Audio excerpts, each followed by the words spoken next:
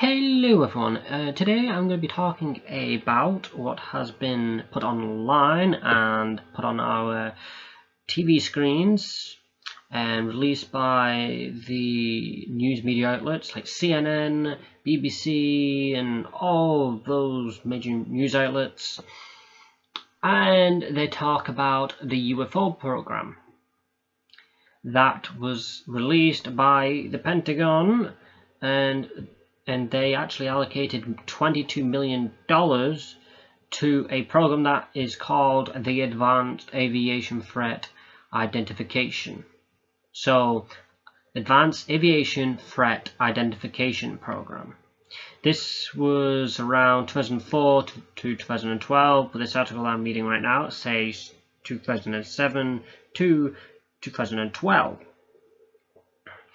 And apparently had they actually not only investigated unexplainable aerial phenomena, they also had modified buildings, according to this article, in Las Vegas, which is nice and close to Area 51, for the storage of metal alloys and other materials that reportedly had been recovered from unidentified aerial phenomena. The program was headed up by the military intelligence official Luis Elizondo. He left the program due to what he considered excessive secrecy and internal opposition, and I probably would have left myself.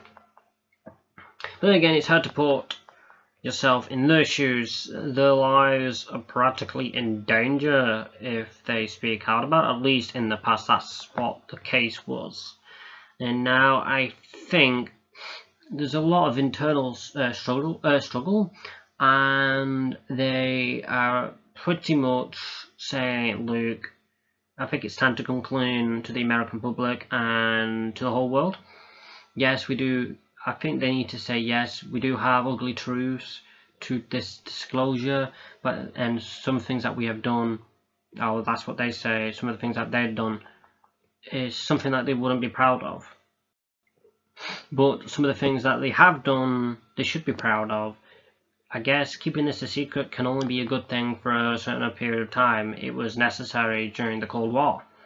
Now that the Cold War has ended, at least I hope so, there's no need to have secrecy, and plus there's no need.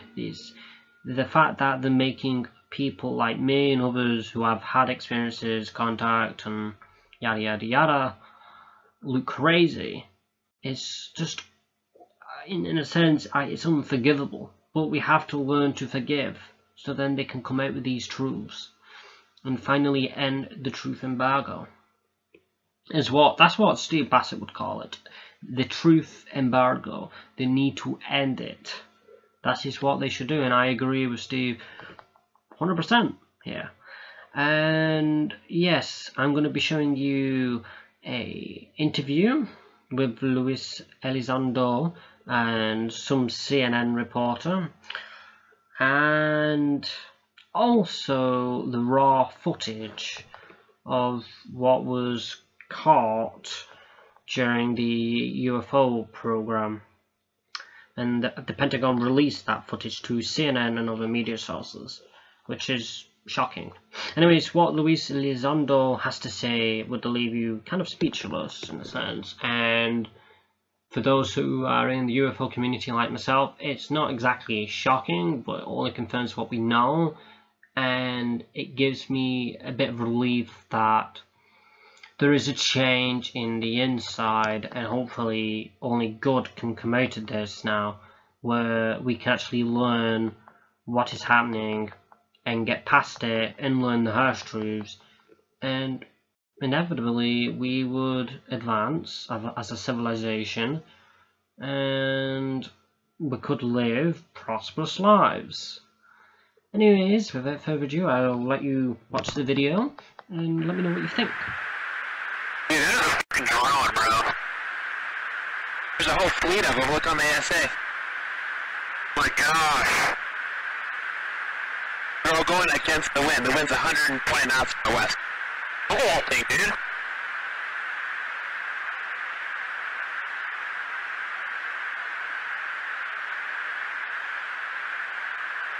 That's not our LNS though, is it? It's not. That is the LNS, dude. Well, if there's like that thing, it's rotating.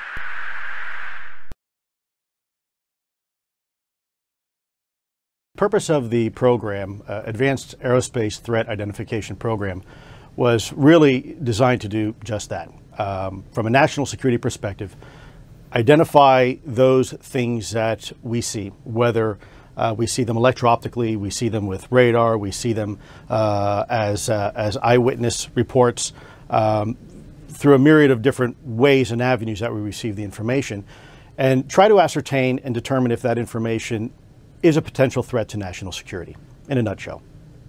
So what did you find? Well, we found a lot.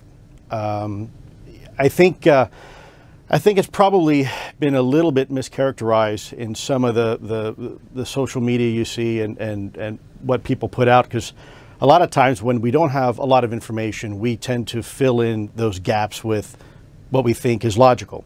And there's still, by the way, a lot we really don't know. I think what's important is that we have identified some very, very interesting anomalous type of aircraft. Let's call them aircraft. Things that don't have any obvious flight surfaces, any obvious forms of propulsion, and maneuvering in ways that include extreme maneuverability beyond, I would submit, the healthy G-forces of a human or anything biological. Hypersonic velocities, low observability, positive lift, again, seemingly in defying the laws of aerodynamics. I will tell you unequivocally that through the observation, scientific methodologies that were applied to look at this phenomena, that these aircraft, we'll call them aircraft, are displaying characteristics that are not currently within the U.S. inventory, nor in any foreign inventory that we are aware of. So I know you're being clear, but I mean, the answer is yes. I can't speak on behalf of the government. Obviously, I'm not in the U.S. government anymore. My personal belief is that there is very compelling evidence that we may not be alone, whatever that means.